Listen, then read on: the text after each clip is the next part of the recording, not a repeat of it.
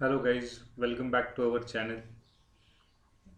याआधी आपण deviation from Mendelian ratios याबद्दल डिस्कशन करत होतो. यातले आत्तापर्यंत आपण इनहेरिटन्स हा जो पार्ट होता, हा सगळा हेरिडेटरी वगैरे हा जो पार्ट होता, हा सगळा पार्ट आपण कव्हर केलेला होता. याच्यानंतर आपण क्रोमोझोम्सबद्दल डिस्कशन केलं होतं. In the previous videos and previous lectures we have discussed about chromosomes, right. Today will be discussing about sex chromosomes, right. आता जसं तुम्हाला माहिती आहे, ह्युमन बिंग्स घ्या किंवा लिव्हिंग ऑर्गॅनिझम्स घ्या, यांच्यामध्ये आपल्याला दोन जेंडर्स ऑब्झर्व करू शकतो आपण, राईट, मेल्स अँड फिमेल्स. मग हे जे जेंडर्स आहेत हे कोणामुळे डिसाईड केले जातात, किंवा which are the factors that decide the gender of an organism. त्याच्यासाठी हे जे काही सेक्स क्रोमोझोम्स आहेत, हे सेक्स क्रोमोझोम सगळ्यात महत्त्वाचा रोल प्ले करत असतात, राईट. याच्यात पुढे जाण्याआधी आपण थोडं क्रोमोझोम्सबद्दल डिस्कशन करूया. जसं आपण आधीच पाहिलं होतं, आधी आपण डिस्कस केलं होतं, क्रोमोझोम्स म्हणजे नेमके काय असतात. तर क्रोमोझोम्स म्हणजे filamentous bodies that are present into eukaryotic cells, right. सगळ्यात महत्त्वाचं म्हणजे क्रोमोझोम्स काय असतात, तर chromosomes are nothing but the fragments that contain genetic information. असे सगळे फ्रॅगमेंट्स की त्याच्यात त्या इंडिव्हिज्युअलची किंवा पॅरेंट्सपासून ऑफस्प्रिंगला कॅरी केली जाणारी, दिली जाणारी जेनेटिक इन्फॉर्मेशन स्टोअर केलेली असते. त्याला आपण काय म्हणतो, त्याला आपण म्हणतो क्रोमोझोम्स.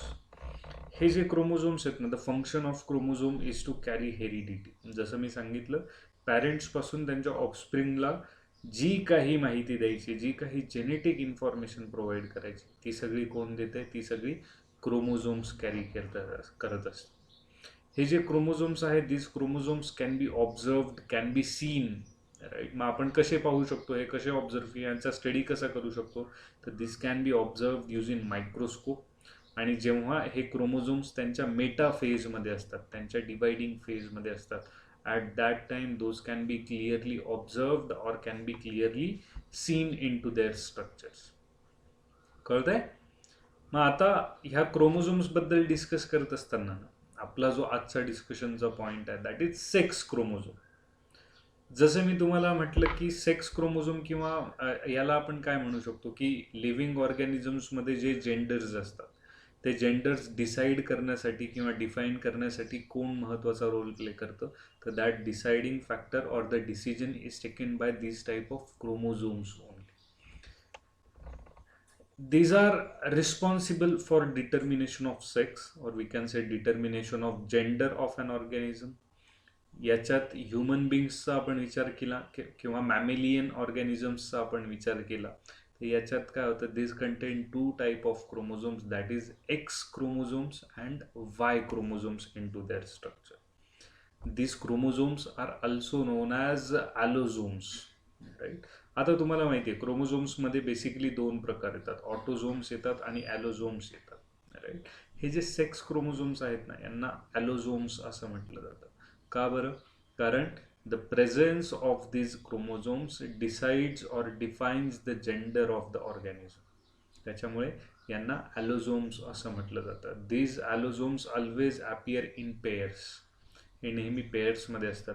आयदर एक्स एक्स क्रोमोझोमची पेअर असेल किंवा एक्स वाय क्रोमोझोमची पेअर असेल, but these always appear in pairs only, right.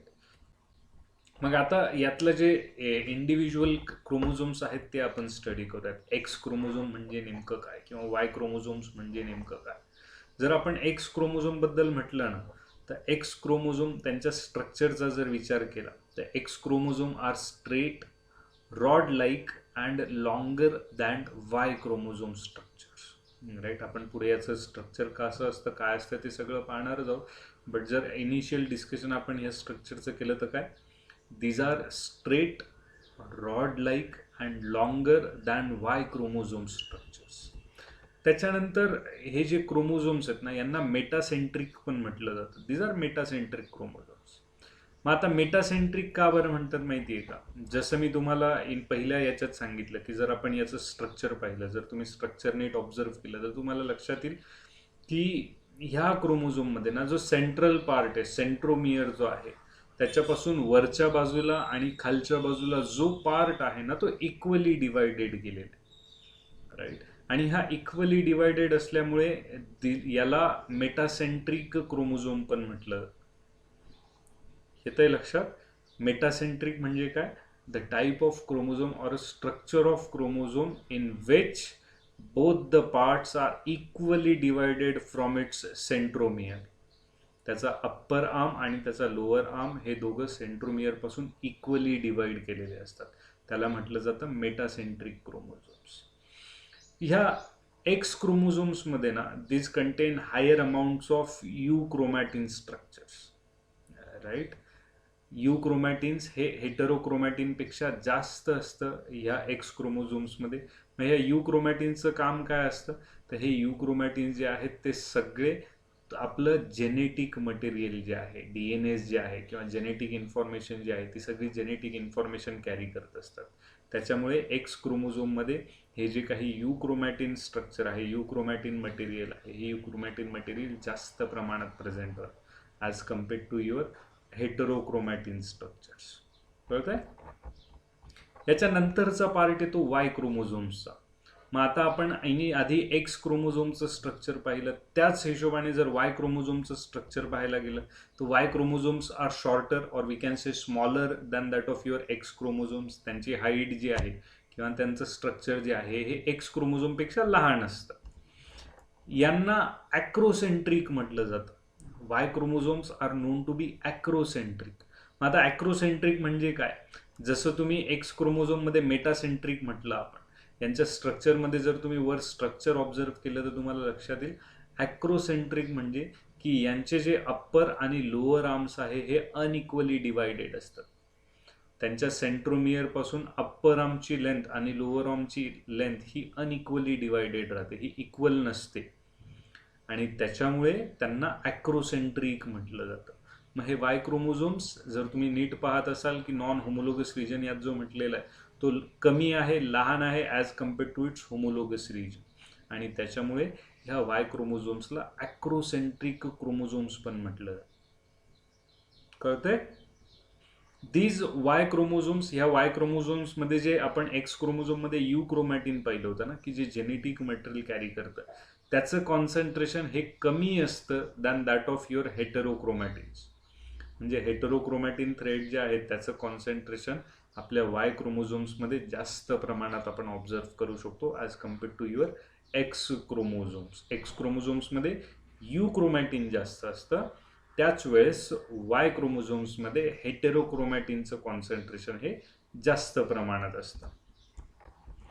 जर ह्या एक्स आणि वाय क्रोमोझोम्स दोघांचा, मग सर हे नेमकं कसे आपल्याला सेक्स डिटर्मिनेशन कसं करतात किंवा यांचं काय होतं, कसं काय काम करत असतात?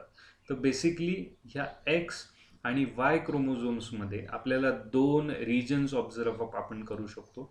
एक येतो होमोलोगस रिजन, ज्याला होमोलोगस पार्ट पण म्हणतात, आणि दुसरा येतो नॉन होमोलोगस रिजन. तुम्ही मागच्या याच्यात पाहिलं असेल, जो खालचा पार्ट आहे स्ट्रक्चरमध्ये त्याला आपण होमोलोगस रिजन म्हणतोय आणि जो वरचा पार्ट आहे त्याला आपण नॉन होमोलोगस रिजन म्हणतोय. एक्स क्रोमोझोममध्ये पण तसंच आहे. जो खालचा रिजन आहे तो होमोलोगस रिजन आणि जो वरचा आहे तो नॉन होमोलोगस रिजन.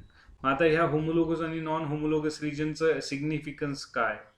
तर बेसिकली जेव्हा आपण क्रॉसिंग करतो, राईट, जेव्हा आपण त्यांचं स्ट्रक्चर पाहतो तेव्हा होमोलोगस रिजनमध्ये ना सिमिलर जीन्स प्रेझेंट राहतात, सारख्या जीन्स प्रेझेंट राहतात की ज्या जीन्स आपल्याला पुढे जे काही नवीन जनरेशन, नवीन ऑफस्प्रिंग तयार करायचं आहे त्या नवीन जनरेशनच्या किंवा नवीन ऑफस्प्रिंगच्या फॉर्मेशनसाठी त्यांना जेनेटिक मटेरियल देण्यासाठी मदत करत असतात. कळतंय तुम्हाला? मग नेमकं आता सर जेव्हा क्रॉसिंग ओव्हर होतं, जेव्हा एक्स आणि वाय क्रोमोझोम्स कंबाईन होतात तेव्हा नेमका कोणता रिजन मिक्स होत राहतो?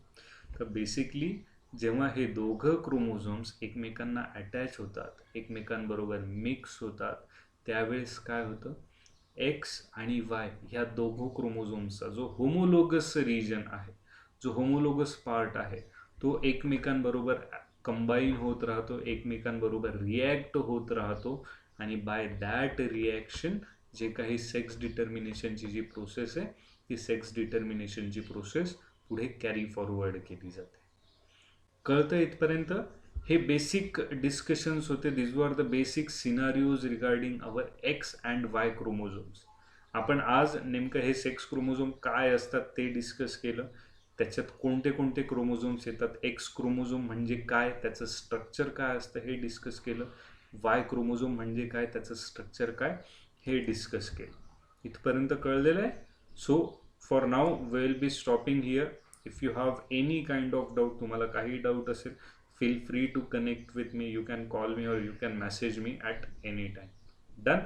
Chalo, thank you so much. We'll meet you in the next lectures.